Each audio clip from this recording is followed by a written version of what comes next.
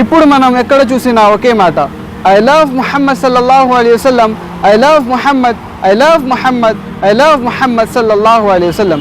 మన friends, relatives, teachers, students ఇదే మాటను అప్లై చేశారు. ఇదే మన ముందున్న సువర్ణ అవకాశం. రసూలుల్లాహ్ సల్లల్లాహు అలైహి వసల్లం యొక్క ప్రేమను, విద్యను, ఇఖ్లాక్ను తమ జీవితాల్లో తీసుకొని రావడానికి మనం చేయాల్సినది మూడు పనులు. ఒకటి, ఎక్కువగా రసూలుల్లాహ్ సల్లల్లాహు అలైహి వసల్లం మీద దురూద్ చదవండి.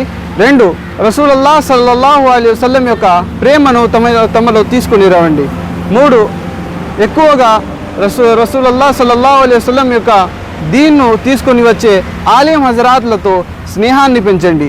ఈ మూడు విషయాలు మిమ్మల్ని సక్సెస్ఫుల్ పర్సనాలిటీగా మారుస్తాయి.